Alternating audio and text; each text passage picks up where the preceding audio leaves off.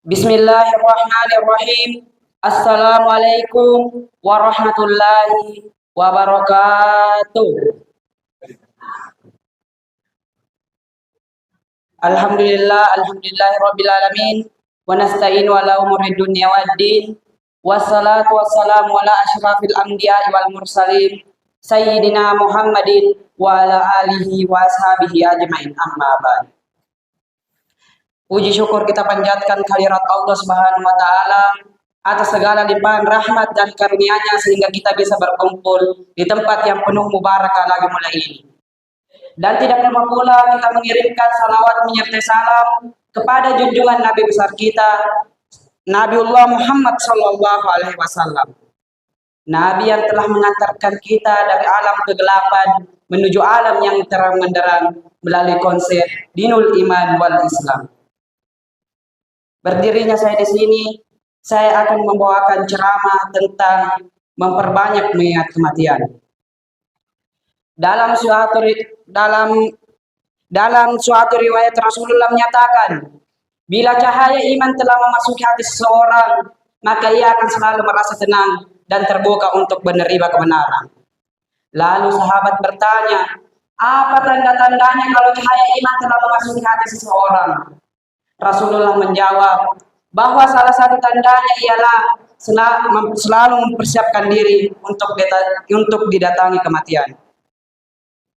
Imam Abu Laisy Samarkandi menjelaskan maksudnya dengan mengatakan, barang siapa yang meyakini akan adanya kematian dan selalu mempersiapkan diri dengan amal-amal soleh dan terhindar dari perbuatan yang keji karena ia tidak tahu kapan kematian akan mendatanginya.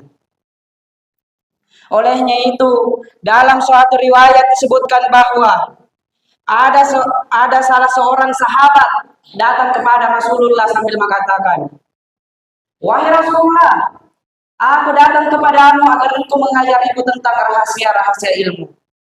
Rasulullah menjawab bahwa salah satu dari rahasia-rahasia ilmu ialah selalu mempersiapkan diri untuk didatangi kematian.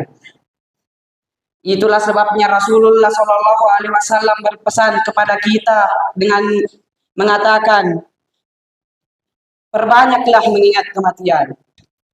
Di sisi lain, Imam Hatim Al-Asham mengatakan bahwa ada 4 sesuatu yang tidak akan pernah dimengerti kecuali 4 golongan.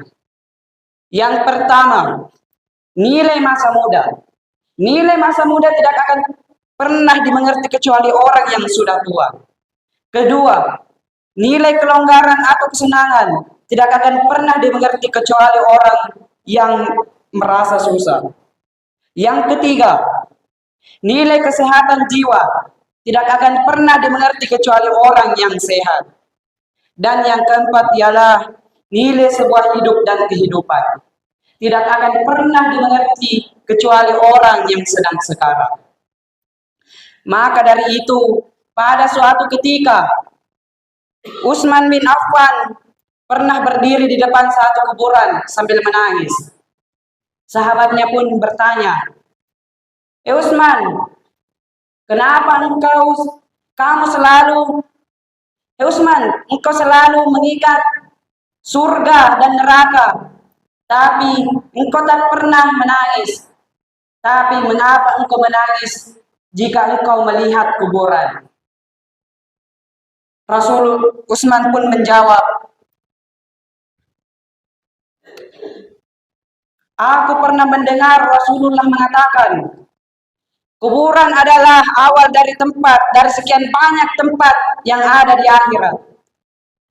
Barang siapa yang lolos dari siksaan kubur, maka sesudahnya lebih mudah dari itu.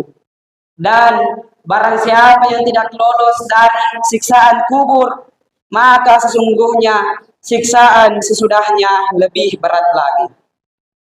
Makanya para ulama pernah mengatakan bahwa bumi ini setiap hari berteriak sambil mengatakan, wahai anak cucu Adam, engkau selalu berjalan di atasku, padahal kesudahanmu akan ditanam di dalamku. Wahai anak cucu Adam, engkau selalu makan makanan di atas hamparanku, sementara engkau tak pernah tahu bahwa suatu saat engkau akan dimakan ulat di dalamku.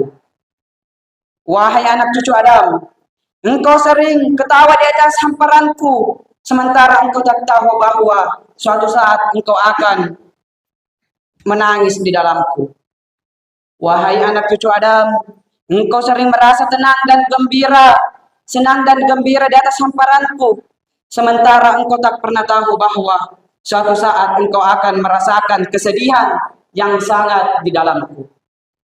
Wahai anak cucu Adam, engkau sering melakukan dosa di atas hamparanku, sementara engkau tak pernah tahu bahwa suatu saat engkau akan disiksa di dalamku.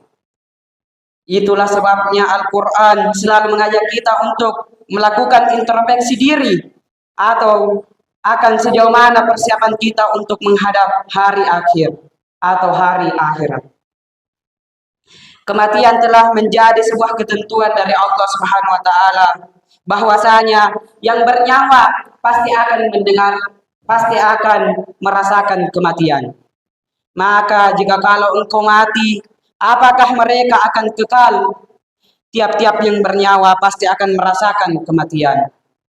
Kami akan menguji kamu dengan kebaikan sebagai cobaan yang sebenar-benarnya, dan hanya kepada kamulah kami dikembalikan. Hadirin wal hadirat rahimakumullah. Itulah ceramah yang sempat saya bawakan. Kurang lebihnya mohon dimaafkan. Saya akan membacakan satu dalil. Ali bin Abi Thalib pernah berkata, "Unzur man qala wala tanzur man qala." Dengarkanlah apa yang disampaikan dan janganlah lihat siapa yang menyampaikan. Kurang lebihnya mohon